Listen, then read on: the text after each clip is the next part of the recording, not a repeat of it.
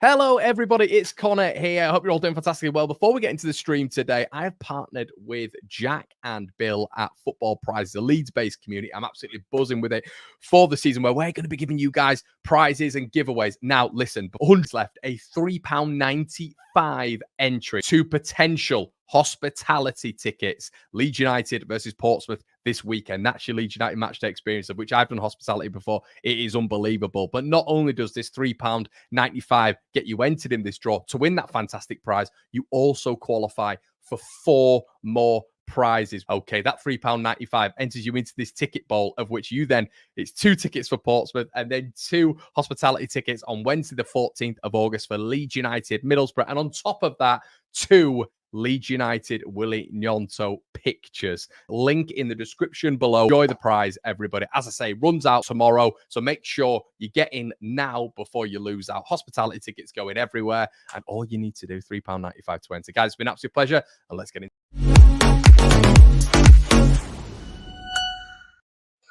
Hello, everybody. It's Connor. I hope you're all doing fantastically well. I've just been zoomed out, so now I'm going to zoom myself back in with these 2 fantastic presenters. We'll call them co-presenters. We're all on the same level, aren't we, here at One Leeds HQ? We're back here with the debrief, the first show of the new season. Tuesday, 7 o'clock is where you can catch us here every single week, everybody.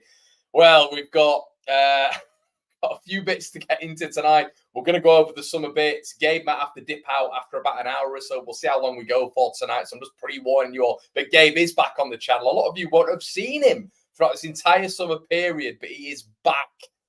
He's been on the Patreon, as you guys know. You can join, link in the description below. Join Football Prizes. If you don't get involved in that, link in the description below, everybody. £3.95, and you get involved in so many good prizes. Link in the description below. Well worth it. Okay, let's get into it, guys. As I say, slap up those likes, and we are here. How are we doing, boys? Gabe, I'll come to you first. We've got Oscar in here as well. Yeah, how are we, lads? Doing well. I appreciate Oscar's active defiance here by not going with Red Bull Racing. Stepping up with Ferrari today. Actually, I've got a Red Bull hat, to be fair. Just refused to be bought, don't you? That's it. A Ferrari hat. Shout out to you guys as well for talking to me about a microphone. I had that bloody promotional thing all ready to go, and I completely forgot about a microphone. Annoyingly, StreamYard does get like that. It just turns you off after days of streaming. But okay, let's get on to Oscar. Oscar, what's been going on, mate? How's your summer been? Have you been enjoying the Euros, enjoying the Olympics, and all that sort of good stuff? Yeah, well, I'll give you the honest answer. It's been a pretty tough summer on a personal level. I won't go too much into it, but all good now. Pretty rough week in South. I don't want to bring the thingy down, but I think I should mention it. It's the first video I've done since what happened in Southport happened last week, and it was been an absolutely horrific week, guys, and really put into context how little football actually matters, in terms of compared to actual real life, in terms of when you see what happened last week happen. But to be honest, mate, being back on track, and brilliant Euros. The best team won by an absolute distance. I think how England. Oscar, what weird Olympic sport are you into? Because I know there has to be one. Okay, weird Olympic sport: whitewater rafting. I knew there'd be something in there. I really like whitewater. That's amazing. That's quite good. It's I'm a winter Olympic sport is curling, 100% curling. I don't know what it is about it. I just get into it. I just absolutely love it. Just love sitting on the toilet and curling. I'd say mine is skateboarding, and that has only happened as of about 2 hours ago, where I was just watching it and I was so engrossed with it for a full hour. So yeah, my new favorite Olympic sport is skateboarding. Gabe, what's yours?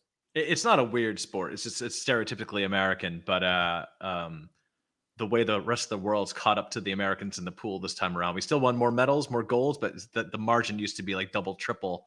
Now it's not anymore. So it's a different world, guys. Different world.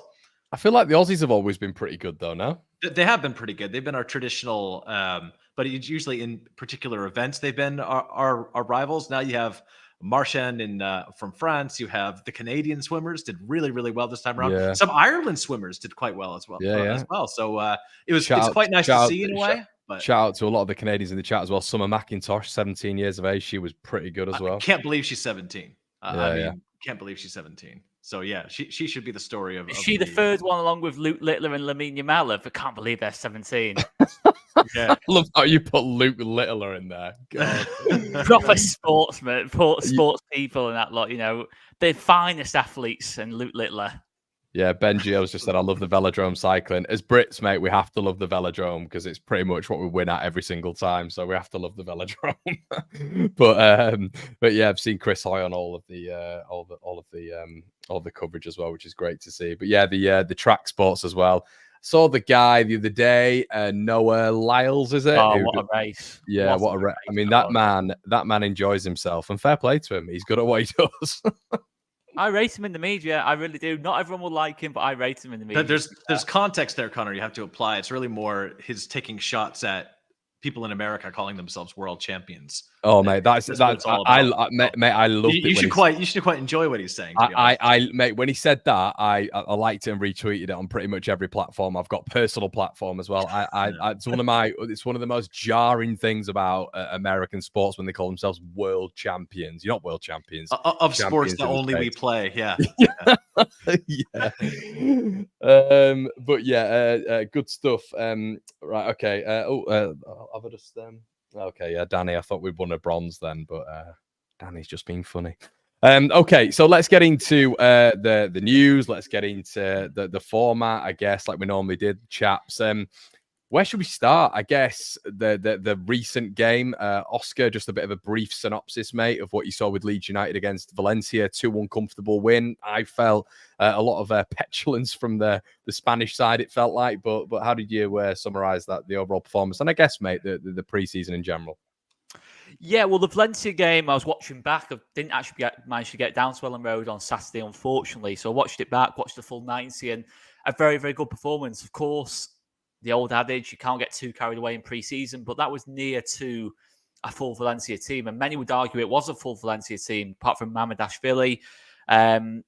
Was the only kind of obvious first teamer missing, and he probably will leave in the summer anyway. So it was a strong Valencia team, and Pepelu is someone that's been linked with a lot of Europe's elite, to be fair, in midfield. And I thought we did a really, really good job on him in midfield. And Ampadu 100% won that battle in that particular area. And it was a really, really good performance. The goals were really impressive. The way we took them, created some really good chances in the game. Of course, Valencia had some moments, but they're bound to. They're a mid-table Liga side. Obviously, they're not in the finest moment at this moment in time, Valencia, but they're a very good team still, in terms compared to where we're at. So it's a great test for us, and we passed the test with flying colours. Overall, pre-season, I've got to say, it might be a big thing to say, and I don't want to overdo things too much. It's been our best pre-season in a long, long time, this, in terms of performance-wise. Maybe not so much in terms of transfers and obviously losing two of our best players, and hopefully we leave it at two of our best players. But on the pitch, the business we have done so far, I've been impressed with. Jane Bogle, I think, settles in very, very quickly.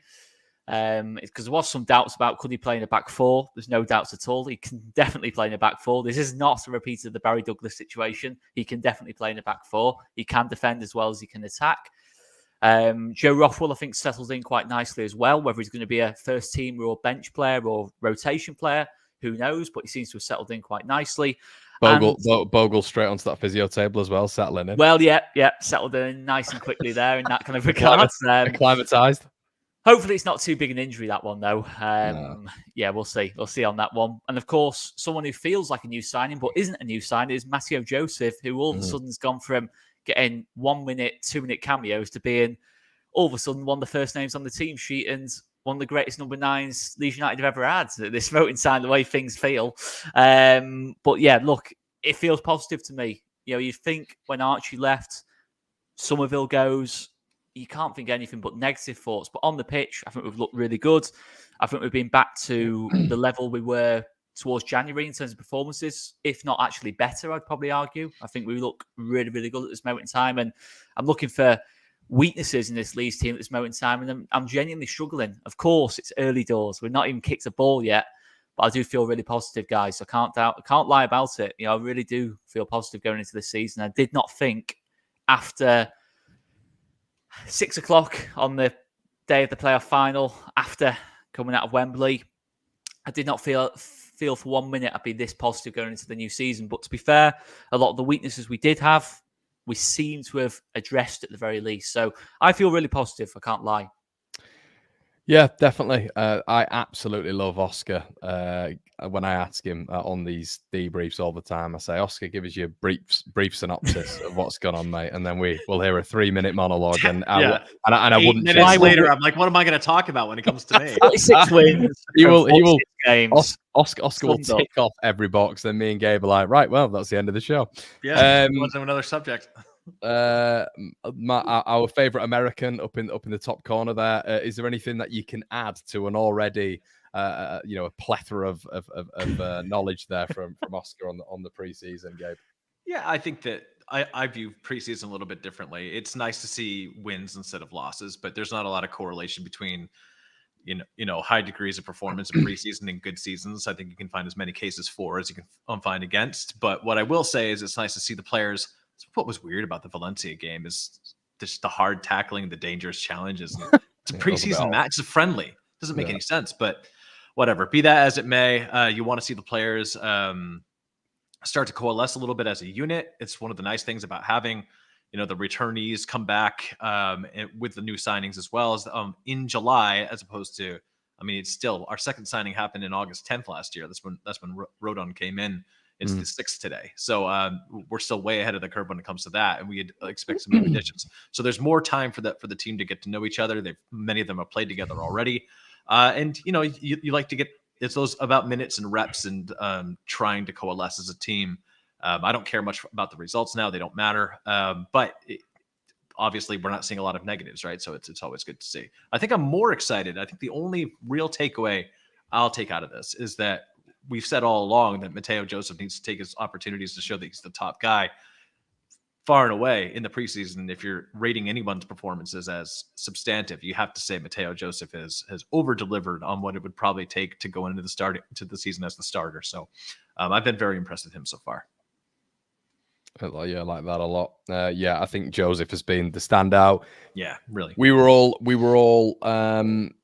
we all knew it, didn't we? We all knew it. We all sort of said it. And, me and Gabe have spoken about on the Patreon several times, Oscar, that you feel even if he was utilised last season, Mateo Joseph, there could have been at least 6 to 8 goals there. And it's not, it's easy saying it now in hindsight, but we've sort of been saying it for 6 months. And it's funny, I had a chat with Brownie today and he said to me, look, you did say it all along. And I just, it's not an I told you so thing. I think that the entire fan base was saying a lot of similar things to me. Yeah, but Connor, though, there is one difference here. Like, look at the way he looks now versus the way he looked even at the end of last season. This is what you get with young players year over year. They're still growing in that. So it's easy to say now. I for most of the season last year, I was of the opinion that Mateo Joseph was going to have to do more to earn his opportunities. Now, again, like he just looks, I'm not saying he doesn't look a different player. You saw shades of that last season, but it's one thing to say that maybe we could have gotten him to play a little bit more last year, which is probably true, versus what we're getting this preseason. Again, you've mentioned it. How many pounds of muscle do you think he's put on? Or he's what I mean? He just looks different, And I'd agree with you, Gabe. Look, I'm not coming on here saying he should have started. But you did say you wanted him to start off. So I'm just saying for me, I'm not going to try to rewrite history about what I said. I was clearly a little. You were. I tend to be a little bit more trepidatious when it comes to young players. Okay, I 100% agree with what you're saying, but I think he's earned it now, though. If his minutes, I believe, were managed a little bit better last year in terms of, we've spoken about timing so many times, haven't we, Gabe? In terms of him not making the subs at the right time, I feel like at least if you'd have brought Joseph on in, 6 to 8 games with sort of 30, 40 minutes to spare, I just feel that there could have been a little bit more there to be had with the problems that we had in the striker role. Oscar, Johnny Rowe, let's have a go. Yeah, a big fan of Johnny Rowe. I think, to be honest with you, he's arguably on the cusp of being a Premier League player. I wouldn't say he's like as slam dunk a Premier League player as, say, a Summerville or a Jack Clark, for example. I think he's probably still got a lot of growing to do, but I think Leeds would theoretically be the right place to do that. Obviously, he's got a year left on his deal, plus an option, but realistically, it's a year left on his deal. And I think if the price is there at a good value, then yeah, 100%. I think he's one to get done, because I think when you look at Johnny Rowe, I think what happened with Jonathan Rowe last season is he had that injury, of course. He had that big injury around October, November time from memory. And after that injury, he went to the right-hand side. And a lot of people do point out that he had to drop off in form when he came back from the injury. But I think the biggest factor in that was him moving to the right-hand side. I think on the left-hand side, his output's outstanding. His first half of the season, first quarter of the season, he was arguably the best player in the league. You know, he could feels like a lot of players who are right-footed now. It feels like their preference consistently. We've seen it obviously with Gnonto and Summerville in particular from our standpoint. Yeah, and even we saw it with bits of Dan James last season. You feel that they actually prefer going on the opposite side, don't you? So they can invert and cut in and get closer to the striker, aka conjure a few assists and stuff like that. Absolutely that. You know, I think in the vast majority of cases, I say 90, 95% of cases these days, I think especially now that there's not really any teams that play two up top, I think the emphasis is on the wingers to get goals. And the best way of doing that is to play on the opposite foot when you're cutting in and, you've got better angles to shoot from. You're closest to goal. And yeah, I think it works better in that sense. I'm not saying Jonathan Rowe can't play off the right, but I definitely think from what I've seen, he's definitely better on the left. I think one thing to talk about with Rowe is that he's not the flashiest player in the league. He's not someone like a Summerville who's going to beat his man 5 times and a half, like a Summerville can. He's not going to absolutely cook his fullback in that kind of sense, but he can destroy teams in other ways. His movement is absolutely fantastic. In the box, his decisiveness, he gets shots off, crosses off with ease. We always find Johnny Rowe in any game, really. This isn't a great Norwich team he's playing in either. He gets chances to score goals. He scores goals. He creates goals. He's got output about him. He's a near guarantee for output for me, particularly in a Leeds team where he's going to have Jorginho Rutter, Wilfred Gnonto, Dan James, feeding him, in that kind of sense, and Bogle and Firpo, of course. And I think it's a really, really sensible signing if we can get it done. What I will say is he is a very different profile to Summerville, as I kind of alluded to. We will have to play him in a different way, not in the way we play Summerville. He's not going to be able to get us 20 yards up the pitch by carrying the ball. We're going to have to sort of adjust our own build-up and, in terms of have midfielders who are going to break the lines themselves rather than just Summerville or Rutter carry him. We need better passing from deep. And I think Struijk and... Oh, you had it right the first time. Always did it. The reason I did that then, right, I tell you the reason I did that then. You didn't. Was one of my friends, my good friend, Stephen Barry, still insists it's pronounced Struijk. And we were talking about the centre-backs partnership and says what's going to happen with Verber, etc., etc. And he kept calling him Struijk, and that is just what's done me. Struijk is the one. Is it Struijk or Struijk? Yeah, this is what I'm like. Are you bantering your mate? Because he's got it right. Right. That's what I said. You had it right the first time. You corrected back to Struijk, which at some point last season you started calling him Struijk, and it killed me. Like my brain is still Struijk. broken. Then Struijk. There we go. We're learning. We're learning every day. He's only been here 4.5 years, 5 years. Sorry. We got there eventually. Oscar, a journalist might see this and say that you have an attitude problem, as LUFC Lewis I'm not really sure what LUFC Lewis is referring to there, but I don't know. We'll see. Oh, Pascal and Jonathan will have a good link up, I think, because Pascal's ability to play the ball from deep and Ethan Ampadu as well, hopefully will help Rowe a lot, theoretically, if he signs. But yeah, he's not the flashiest player in the league, but he will give you output and a very sensible signing if we can get him done. And yes, I am the worst with names. I am very Paul Merson-like when it comes to names. Oh, what a comparison. Yeah, but Gabe, overall, we're looking at, we saw a lot of the performances for, against Valencia, and we saw Rothwell in there. I don't know, when Rothwell came on and just the speed of play, I really like him in that central midfield space. You'd ideally get someone else in there, of course you would, but I'm a massive fan of him in that midfield. I think we'll see a lot from him this season, and hopefully exposure to more minutes will.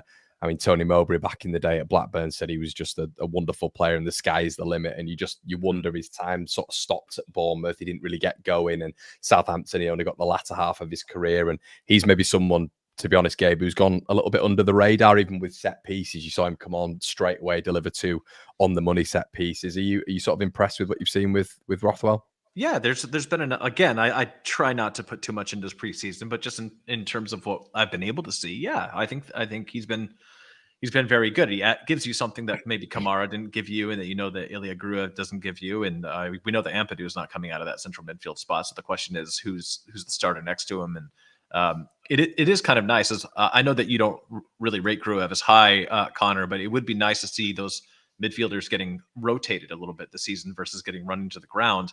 I think that there's a couple things here to touch on the Johnny Rowe thing. I think good player. I do rate him. I think it's going to come down to whether or not we're going to meet the asking price, which could various reports are saying it could be as high as 15 million. I think that would be a very risky expenditure. You have a player who's 21 years old, who's had one really good season. And I'm not saying that he won't be that player here, but as you have, Connor, said numerous times, doing it for Leeds, Oscar's left the all Leeds thing again. You said numerous times, it's a different thing coming over and doing it for Leeds United, right? So I think that if I'm the 49ers, I can't imagine that they'd want to meet that valuation of that high, 15 million for him, especially when they're thinking, and I know that our fan base probably isn't going to want to hear this, and I say this as a critic of the player as well, but in the same way that Rothwell has looked sharp, and again, it's only preseason, Aronson's looked very sharp as well. I think that he's adding something that we didn't see from him before, and you would expect him to do so in a level of competition that's a bit lower.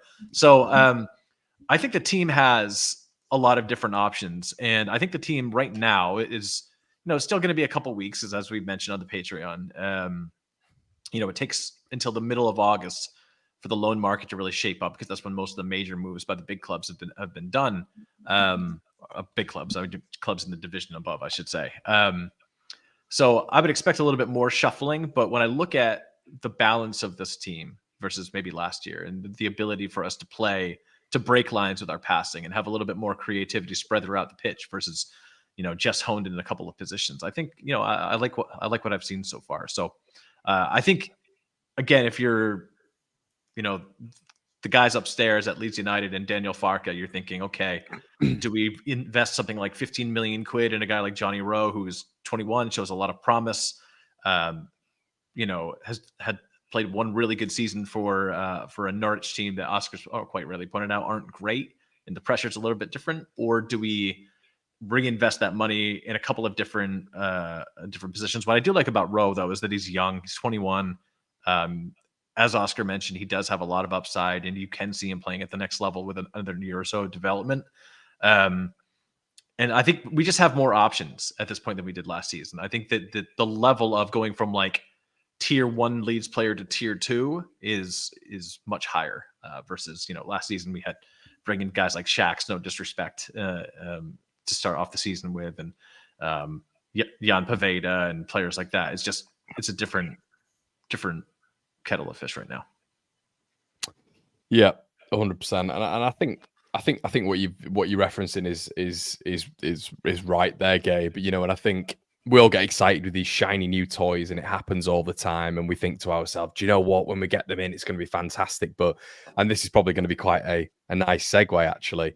The beauty of getting players in with maybe a little bit of confidence and bravado about them is, I've said this previously, and me and you've said it, that they come in and they're not overawed by the shirt. They're not overawed by the fans as well, or the occasion and what is Leeds United. They take it, in their grasp, and they get on with it. And we've seen that with players, especially in the past couple of years, I'd say, with Leeds United.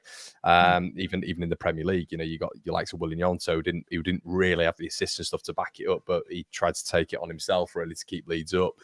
And we saw it all last season with some of our favourites, didn't we? But I think Johnny Rowe coming in would probably have that bravado a little bit about him. He'd come in, I think he believes he's a top player. And I think the mentality needs to switch a little bit with some fans in terms of maybe some people having this opinion that they're a little bit too self-assured on themselves. To be sort of at the top level, you have to be self-assured. And that's the mentality we've missed for 2 decades, really, and where we've been languishing in the other leagues. And sometimes it gets misconstrued with this side before self notion. But you need players like that to get you out of this division, because you need class and quality and caliber, Gabe. Yeah, the side before self thing applies. We've talked about this a number of different times, right? You want to see the players adopt it as their mantra while they're on the pitch and while they're representing the club. But for anybody that thinks that any player from our academies all the way to the first team regards this club the way a fan does, they're wrong. They're wrong. This is a business. They're in it. This is their job. They may love the game. Some people love their jobs. Some people have a real passion for what they do. They devote their lives to what they do. But at the end of the day, they have a very short window. And if a big club comes calling with high wages and the ability to set up their family for life, they're going to take it. Nobody criticized Archie Gray for doing it. Nobody should criticize Archie Gray for doing it.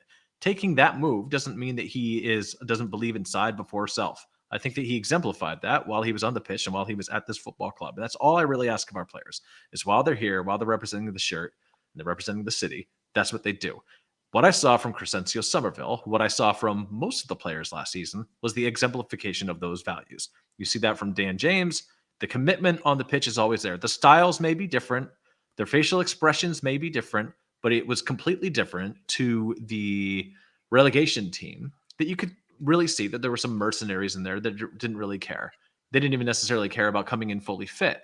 They didn't necessarily care about squad cohesion or there's a lot of things missing from that team. Last season's team, regardless of how we finished it, every single player I think that we had on that pitch and in that team, with the exception of Jed Spence for those couple of games he was with us, and he was shipped out the door, right? So, I think that, and I understand why fans do it. I'm not telling you not to as a fan, but I think it's just really important to draw a line of distinction between how somebody conducts themselves as a professional and somebody who, bleeds club colors because your family has always been a supporter of Leeds. You'll always be a supporter. It's not the same thing. It's not the same. We have to stop expecting players to self-sacrifice in their careers in ways because it's not going to happen. You want to see that self-sacrificing when they're playing and when they're putting on the colors.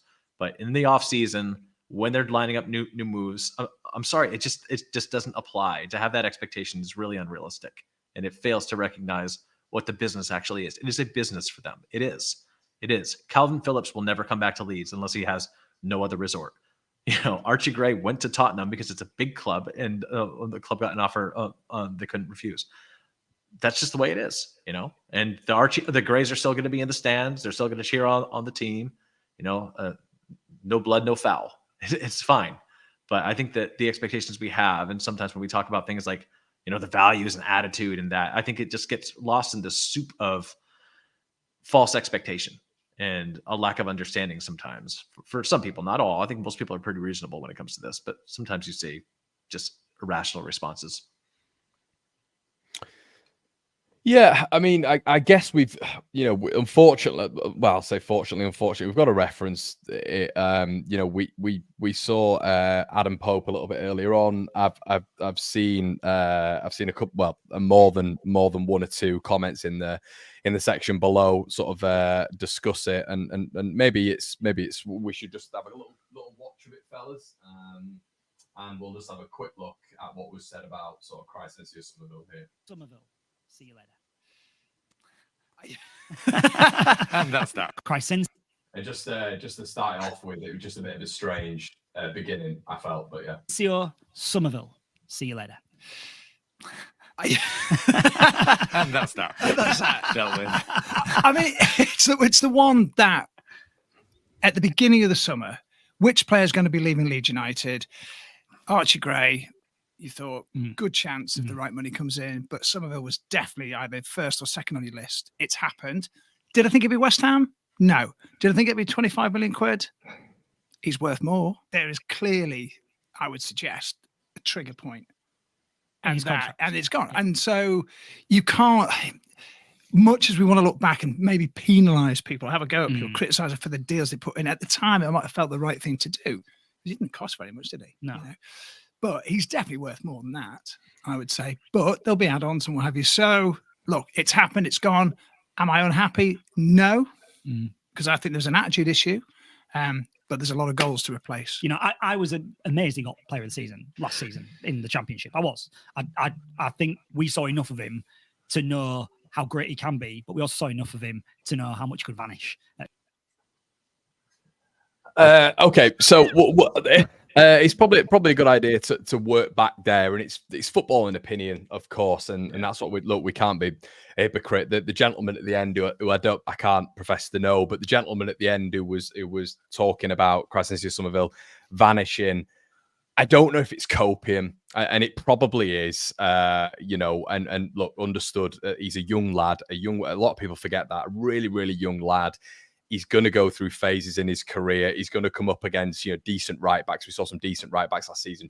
Hume always sticks out for me, but there's others in that division as well. Van Ewyck, others, and Summerville naturally would have had a little bit of a dip. But all in all, Crysencio Summerville, we wouldn't be talking about Leeds United in the position that we are in right now without Crysencio Summerville. He was, in my opinion, one of the best players the Championship has ever seen. He was lightning last year and fully deserves that Premier League move. As Gabe quite rightly said, these players deserve that move because of what they've accomplished. Now, football opinions, this is what it's all about in a discourse debate, I always say on this channel. So that's absolutely fine. That's his opinion. I completely disagree with it. I don't think he vanished enough. I think for the majority of games last season, Summerville was there front and centre and performed for Leeds United and was very much of what we were speaking about, lads, in terms of I'm good enough and I will perform for Leeds United. And he gave us some great moments last year. So it's disappointing you didn't hear that there.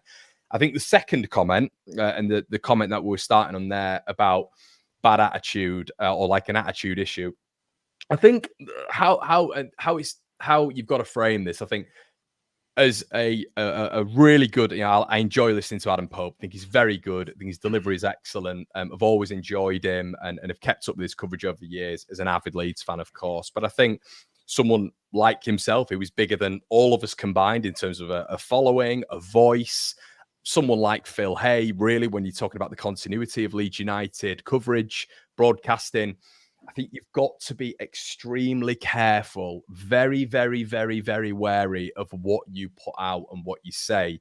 Now, when I hear that Crysencio Summerville, when from my perspective, he's been admirable, he's been the utmost professional from what we've seen from him. He's never ducked a game. He's never not wanted to play for Leeds United. Last season, he said he wanted to get Leeds promoted. We heard that, when from behind the scenes, that when he was leaving Leeds, he wanted to get Leeds the biggest value possible if he could. And he was working together with his agent to do that. From what we understood and from what some of us have heard on this channel, he's an excellent professional. Now, I think my issue is with someone with that following, I think you've got to provide examples if you're saying something like that, because it can be taken the complete wrong way, which I am actually quite happy when you're reading the responses to that particular post. It seems like 98% of Leeds fans, in my opinion, have got it on the money when it comes to the evaluation of that, of which it feels a little bit off. I just wanted to get your guys' opinions on that. I guess I'll start with you, Gabe. I mean, yeah, man, what are your thoughts? Am I way off? Is it not something to comment on? I think it kind of correlates with what you were just saying a second Well, ago. there's two things here. There's what was said, the latter part of the clip, where the guy saying he was surprised he got player of the season because he ghosted a lot of the games. That's not true. That's not true. And nobody was surprised he got player of the season. So it may be an opinion, but it's a stupid one. And I was critical of Cree a couple of times last season where I thought some of the numbers weren't tacking up in games he should have. But I went back and looked, just because you always want to validate your own assumption. And I was wrong. And that was more the case with Jorginho, who, again, young player.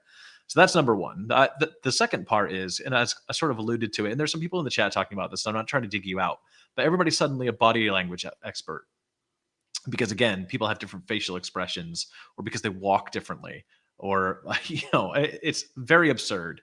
I think that we should probably just stick to what we know. A lot of this seems to come out from comments that Jesse Marsh made about him being one of the worst trainers he's ever seen. And in those same comments, and of course, because it's Jesse, he said him like 3-4 different sources, 3-4 different interviews. In those same comments, he always follows it up to say that he's a great kid and that like attitude wasn't an issue. He's just a bad trainer. Like he doesn't seem to train hard in training. Okay. Again, the same folks that don't want to hear anything that Marsh has to say are now going to sort of take one quote and run with it and apply it in a way that Marsh didn't intend, which is very bizarre. So again, Marsh says anything else, nobody wants to hear it. He says one thing, and they're almost like he's almost validating through misquoting an assumption some people are making about the player. Look, some people don't know how, this is the last thing I'll say, I'll kick it over to Oscar. Some people don't know how release clauses work. Release clauses, it's not like a team. I have a team, Connor's got release clause. I can't just say, all right, we're going to trigger the release clause. Connor, you have to come over here. Connor has to agree to it. So maybe that's why there were some rumblings about higher bids for Summerville, and he didn't go to those Premier League clubs because they were trying to trigger the release clause. Summerville apparently didn't want to go. They sweetened the pot with a higher deal. Ultimately, Leeds United didn't accept it. They were hoping they could hang on to the player. Whatever conversations were had between Lopetegui and Cree's camp were enough to sway him to go. But he didn't have to stay last season if he had a release clause. He didn't. Guy chose to, because he posts a couple training videos on Instagram that lead us to believe that he's self-confident. Some people just completely lose their minds. And I think that people need to get a grip, keep it in perspective. We don't have any confirmed reports from anywhere. And if a journalist who has, I would assume, gets to attend training, has contacts with the club, has any sort of backing, you don't have to out your sources, but it's different from him to say, yeah, I've got multiple sources inside the club and they said the attitude was a problem. That's different than what Pope did, right? So I think it's irresponsible. It's dumb. I think it's just, again, kind of calls back to some folks just don't like to see a certain type of player conduct themselves in a certain type of way. And I'm going to kind of leave it at that. But I think that speaks to their own biases as opposed to anything the players done objectively. Oscar, what do you think? Yeah, I'll echo what Connor said first and foremost. I've got a lot of respect for Adam Pope. He's covered the football club fantastically well for what I think is probably near to 20 years now. You know, obviously he is now the long-serving member of Leeds media after obviously Phil Hay moved on, of course, from Leeds United. So there's nothing but respect from in terms of me, in terms of Adam Pope and that lot. I really enjoy his work. I think he covers the club fantastically well. What I will say is, though, and I can only go off what I've heard, you know, in terms of around the club, obviously working on match days over the last couple of years, and it's not really, you know, too revealing a thing to sort of talk about, but I've genuinely only ever heard good things about Crescencio Summerville. Genuinely only ever heard good things. I've come across him a couple of times. Really polite guy. No question about it. Maybe not the loudest. Seems quite quiet. But yeah, there's no question about it. His attitude, for me, from what I've heard, and there's no reason for me to doubt what I've heard, because, you know, it's people that are there in the thick of it. You know, his attitude was fantastic at Leeds United, and I think you saw it in the pre-season. Gabe's alluded to it there. He didn't actually have to stay at Leeds. You know, in terms of we all remember the Burnley deadline day bid that came in for 20 million, which at the time, to be fair, it wouldn't have been outrageous to accept that, because obviously we didn't know. I think we had an idea Somerville was going to explode this season, but maybe not to the extent he did. So the fact that Somerville didn't push for that, you know, the fact Burnley, I know where they are now, is not great, but you have to think Burnley this time last year, people were talking about as possibly finishing mid-table in the Premier League and having one of the best coaches outside the top six in business and company. That could have been an appealing one for him. He didn't push that. And there's other bits and pieces. I'm not going to go into other bits and pieces I've heard about Somerville, but it's positive from Somerville's point of view. And I think he played a massive part in last season, you know, in terms of player of the season. I don't even know what people are arguing about. Yeah, it's weird. Yeah, player of the season. I would be surprised. You know, I think we've been talking about examples. If anyone could actually come out with any reasonable examples to say that Crescencio Summerville's attitude was questionable. The only thing people might point out is obviously the penalty situation with Perot against Hull. But for me, I have no real massive issue with that. You know, in terms of Summerville scored the penalty, you have the confidence to back himself. Of course, if he misses the penalty, it's a different scenario. But with things like that, it's all about the outcome, isn't it? You know, with things like that, you know, it's a totally different narrative with the outcome. But people might go back to that. But for me, there's a big difference between arrogance and confidence. And for me, with Summerville, it was confidence. And, you know, he's not the only player in the history of football or in the history of current football to have high levels of confidence. You know, it's all about going back to the Jude Bellingham discourse in the summer, you know, in terms of, listen, Jude Bellingham plays for one of the clubs I dislike the most in the whole of football, but I can't doubt he's an absolutely phenomenal player, and his attitudes and his mentality is what's got him to where he's got to. And there's all discussion about that in the summer as well. I don't think it's just on Leeds fans in any sense. I just think it's football in general in terms of, you know, how certain players are perceived. You know, I think it is just football in general. I don't think it needs to be a specific thing about Leeds United. I just think it's the way it is, kind of thing. I've seen talk of other players and, you know, getting criticism for similar things. I think with it as well, like before Brentford with Rafinha, there was the exact same discourse. Yeah, before the Brentford game, and then Rafinha did what he did after the Brentford game, and suddenly it was everybody was sort of 100%, and that is just the gauge I got from social media and all this sort of stuff, and on my YouTube comment section, that the attitude was very different before and after that Brentford game. And yeah, from my perspective, it's just a shame. I feel, I think we move on now. Let's draw a line under it. But Summerville was so good for Leeds, and we should be sharing sort of like a positive on how his development has been one of the shining lights in sort of a post Bielsa, if you want, sort of period, where we've managed to see a player who has really delivered for Leeds, and he looks like I've really enjoyed watching him. I've never seen anything like that. I've never heard anything like that. Only from social media, and as of today, it's from a prominent voice in the Leeds area, and some of you will 100% believe it. I can already tell that on Twitter. But as I say, from our experiences and bits we've heard, that's never been said. So it's easy to just say, isn't it? It's easy to say, oh yeah, he's just got a bit of an attitude problem. That Connor's got a bit of an attitude problem. Easy to say. Yeah, and I think as well, like the following comment, it sort of started off that way, didn't it? Goodbye, Crescencio Summerville, and then it leaned into that, and then the end of the clip was, him talking about him vanishing and stuff like that, and it was all just felt like a clip that was made out there. Surprise! He's the player of the season. He's the only one. I thought he was solidly player of the season. I think obviously Dewsbury Hall had a shout, but when we're hearing names like Sammy Schmott, there's the Dewsbury Hall mention.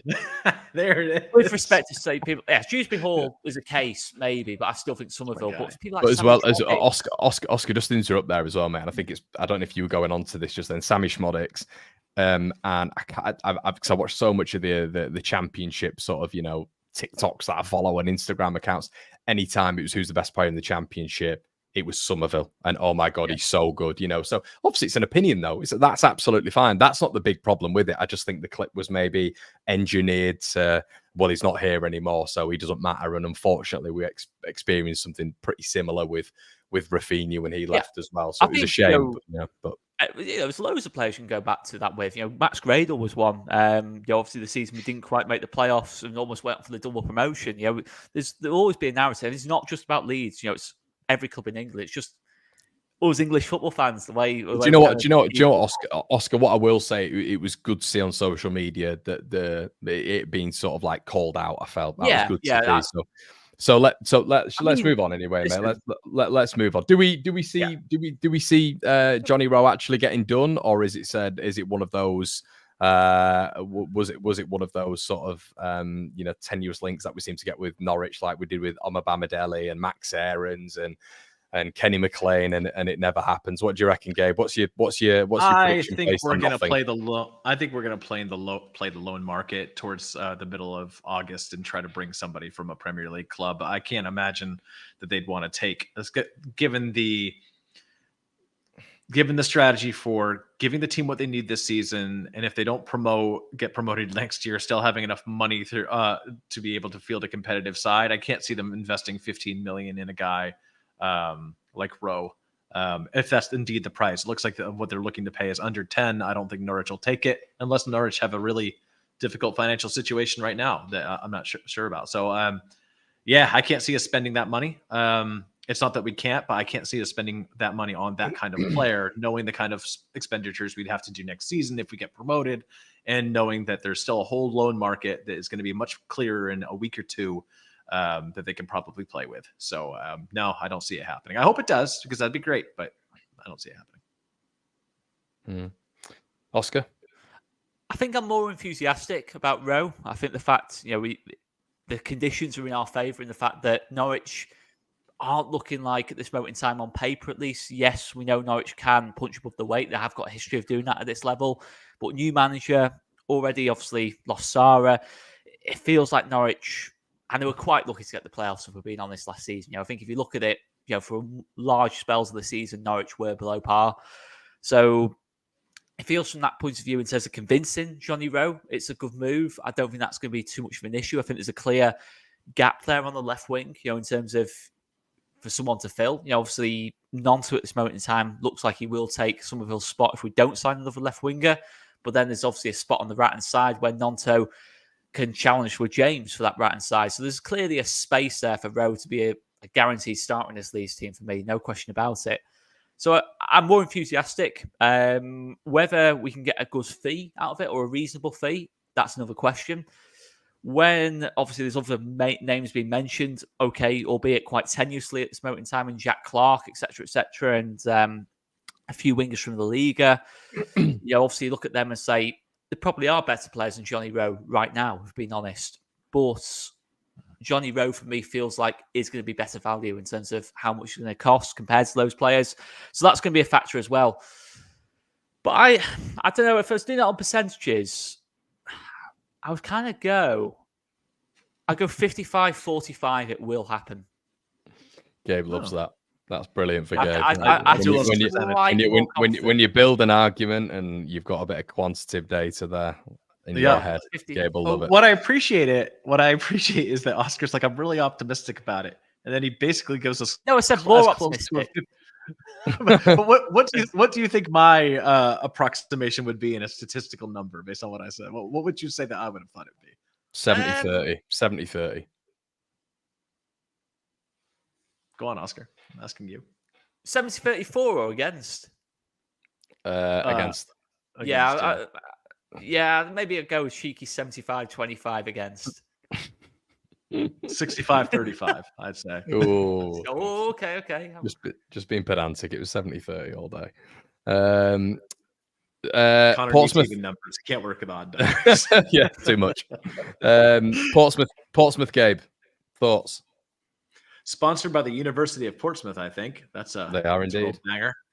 Yeah, awesome. Offered me a place there, actually. Said no. Didn't want to live in that shit town. There goes the monetization. Oh, oops. Sorry, guys. It's a fair point, though. It is a fair point. It's a rank place to be. Anyway, point being, I expect us to win. Our side is much stronger than theirs. Nice to see them in the championship, Portsmouth. They've had some rough years, haven't they? Yeah, they have. But I expect us to win. But I don't have a score for you. Care less, really. Just win.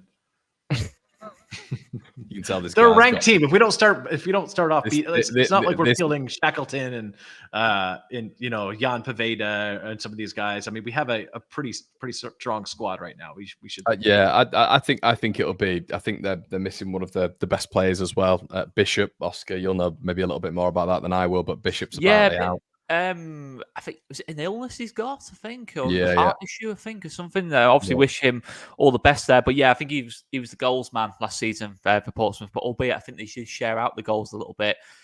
I think, obviously, looking at it, we look at these teams coming up now in kind of like the lens of Ipswich last season, and I don't think any of the teams are going to come into this league and make that kind of impact. But I think if any of them are going to make a decent impact, I think Portsmouth are probably the most likely for me. Just sign Matt Ritchie. Yeah, that's an interesting one where it will either go one of two ways. It will either be his retirement tour or he will absolutely smash it and show his old form kind of thing. And I can see it go one of two ways. That's an interesting signing. But yeah, I think they'll be safe, Portsmouth. I don't think they'll be going down at all. I think it'll be a decent test for us. But like Gabe said, it's one where you just have to win. You're not too fussed about scoreline as well.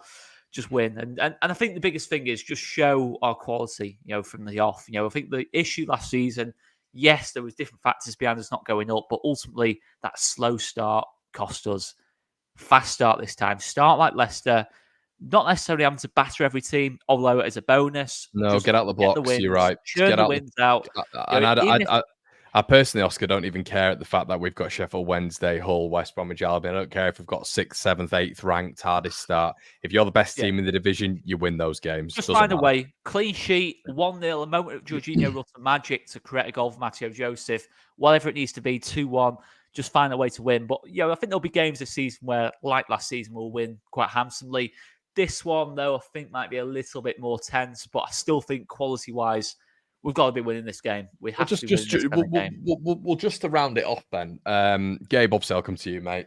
With regards to Daniel Farke, we've spoken a lot on this channel, and I know me and you have as well on the Patreon. But the temperature right now, obviously, done a decent job pre-season. We know pre-season isn't like a yardstick for doing well in the championship campaign. did a decent job last season. Some will say he underperformed, some will say he overperformed with what was at his disposal at the start of the season and the problems that happened there. I mean, what are your, and listen, we don't want to be doom mongers here. We don't want to be saying, oh, this is going to happen in a negative way. But are we sort of looking at Daniel Farke this season and saying, look, mate, there's no excuses now with this squad. No excuses. I hate to tell you, even if we don't replace Summerville, the squad is strong enough as is to. I'd agree. I'd agree. Top 2 positions. Yeah, so I think that it's a top 2 squad. It is. You have Max Vober, Pascal Strauch, Joe Rodon, Bogle. I mean, just go every player in the team right now. Even the guy like Aronson. I mean, most championship teams would love to have Aronson in their starting lineup. Well, Gabe. Even when we've just got them on our books, mate, we've effectively got 3 new signings, haven't we? In Herbert, Aronson, and Joseph. We've effectively got that. So. At this level, I mean, imagine having a guy who has been in the top scorers in the league year after year after year, and in many 50% of the lineups that fans will put out there, Yoel Piroe isn't in the starting lineup, right? So, I mean, we have an embarrassment of riches. And we still think that the squad needs to be reinforced in some ways. So, right out of the gate, you want to see, again, some of these guys have played together already. You won't be reintegrating as many new personalities into the squad. You expect some of the young players to be hungry. And for me, the big question mark is this. There's the Farke, like, will we see, if things aren't working, will we see changes earlier than the 75th minute? And for me, the big question mark is Willy Gnonto. There's a lot of talk, including on this channel, about how good this kid is. And I don't disagree with any of that. I have long said, though, that we don't really know what he is yet as a player, just because we've seen flashes.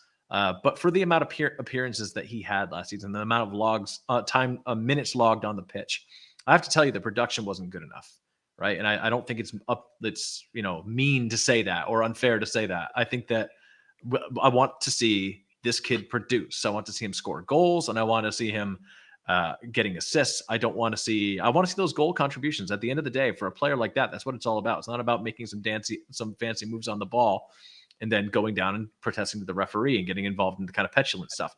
I want to see that all the talent that we do see in those moments can be applied over a long season. So that's, for me, though, right off the bat, I'm looking to see, is Farke going to be a little bit more flexible? Are we going to see more squad rotation? Because it is, as you've mentioned, a long season. And then who's going to step up in the wake of Summerville being gone? Should be Willy Gnonto. I mean, will it be Mateo Joseph? I mean, a lot of our questions would be answered. This guy bangs in 22 goals. Do you need a true Summerville replacement for that? So those are the stories for me that I'm thinking most about coming into the season. Oscar? Yeah, I'd have to agree. And I think on the Gnonto point, I'd say I think his output can go up another level. Obviously we saw it with Summerville last season. Right? It did go up another, it went up, twofold, in that kind of sense. I think the biggest thing for me with Gnonto is, obviously you do want to see, at least sort of 10 goals, 10 assists from Gnonto this season.